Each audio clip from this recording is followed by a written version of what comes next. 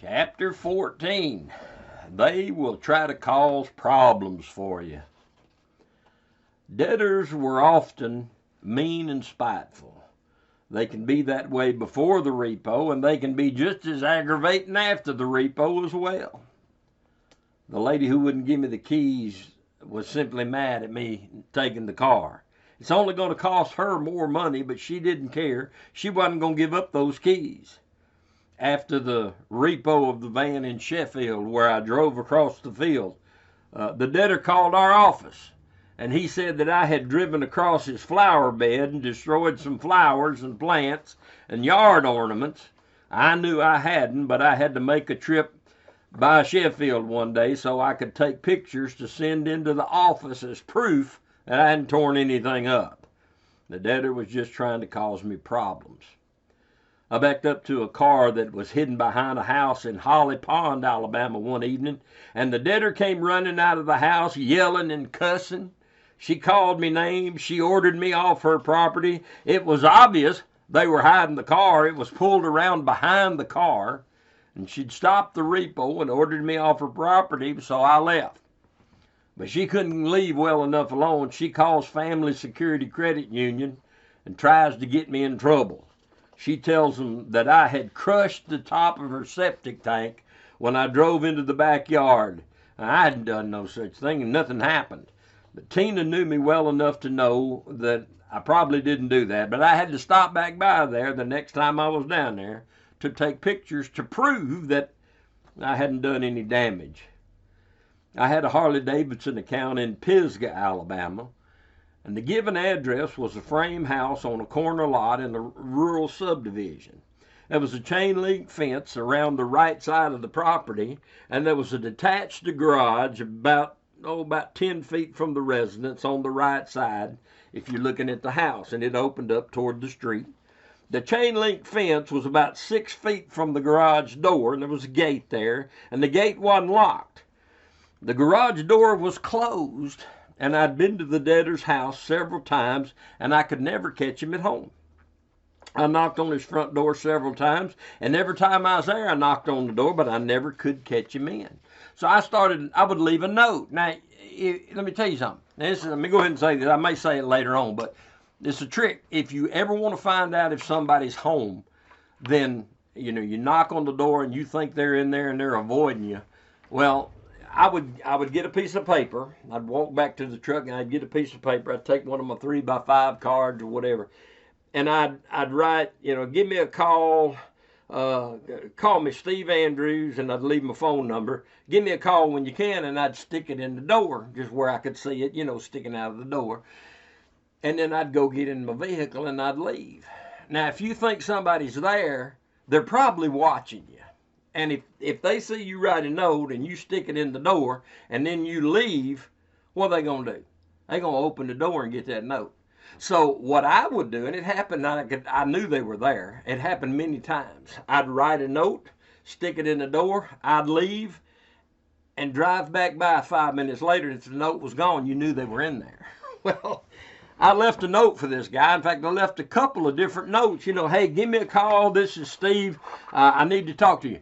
You got to be careful. You can't leave a note that says, hey, I need to pick up your car or your motorcycle, because you don't know who's going to read that note.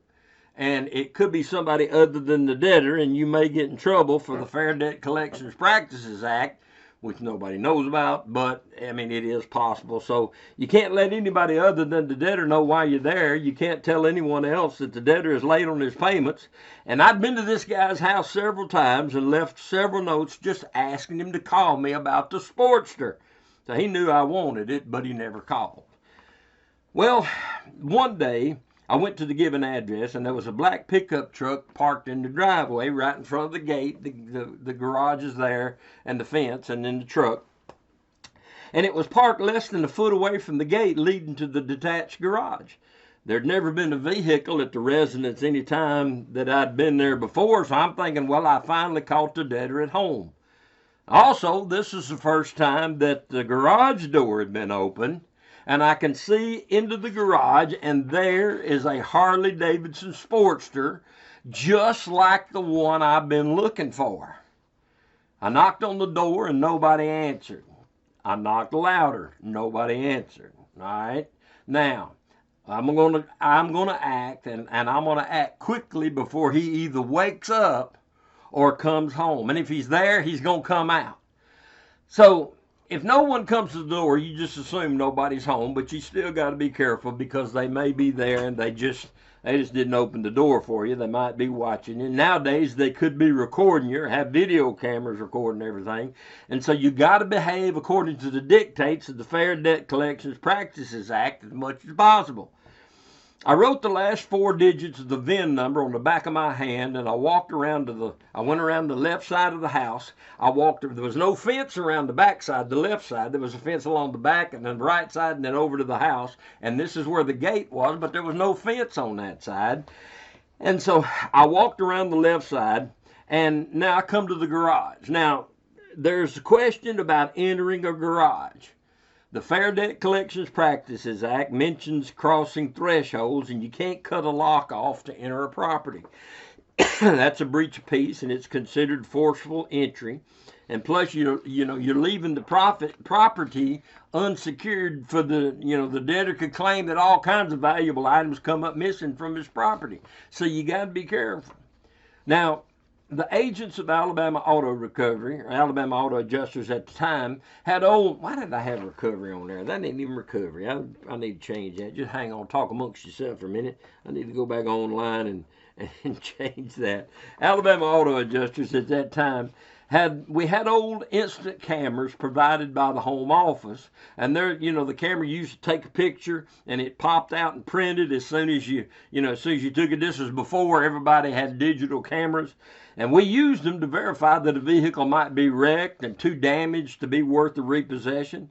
In later years, the old cameras were replaced by cell phones and the pictures were emailed to the clients.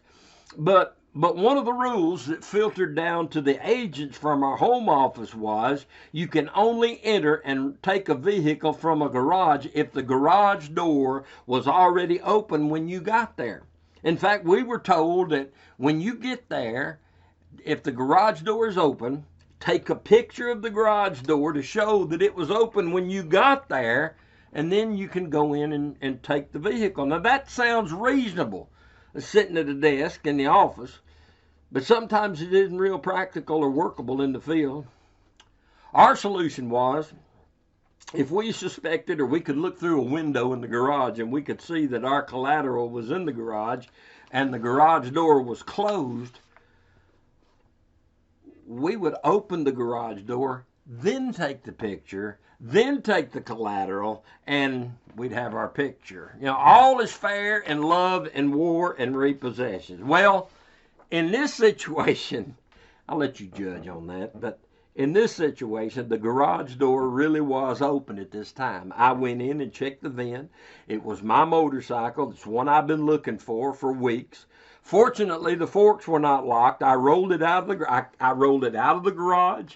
I rolled between the garage and the fence. I went around the house, and I went around all the way around, and it was fairly easy to push. I was glad it was a Sportster and not a bigger motorcycle. I wormed it out of the garage and around behind the house, and I took it out to the road, and I loaded it up and left. I took the bike to my storage unit in Falkville. We stored the motorcycle inside, and I did the paperwork, and I headed back toward Huntsville. About halfway back to Huntsville, this is probably a couple of hours after I'd picked it up, my phone rang. It was the debtor whose motorcycle I'd repossessed. Now, he had my number from all those notes that I'd left him, and so, he knew that if the motorcycle came up missing, it's probably that guy that left him notes. And for me to say that he was an angry individual would be an understatement. He was mad, and he wanted to know where his toolbox was. You see, there had been a tall Craftsman toolbox in the garage, and now he's claiming that it was missing, and so I must have stolen it. Now, I'd seen a toolbox in there while I was in the garage, but I didn't pay much attention to it. Now he's accusing me of stealing this toolbox. Not only that, but his neighbor said that the neighbor said that he saw me pick up that truck. Remember, there was a truck sitting in front of the gate? The neighbor said that he saw me pick up that truck and move it and open the fence and get that motorcycle and bring it out of that gate and then put the truck back. That ain't what happened. But he said that he had a neighbor who saw me pick it up and move it so I could get the motorcycle, and he's going to sue me. I had to laugh at that one. I asked him if he thought that I had to open the gate to get the motorcycle out. He said, well, how else did you get it out? I explained to him that if he looked closely, he would see tire tracks in the grass going around his house to the open side of the yard. Well, he hadn't thought of that. I told him that I knew nothing about his toolbox, but he is free to call the police and report it stolen if he wanted to, and he can report me as the main suspect. And while we were at it, please give me the name of that witness who saw me move that truck, because I want to ask them if they were watching when I stole the toolbox. The debtor, he just cursed me and hung up. I never heard anything more out of that one, but you mark it down. They're going to be folks, they're going to try to give you a hard time just to get back at you for repossessing their vehicle.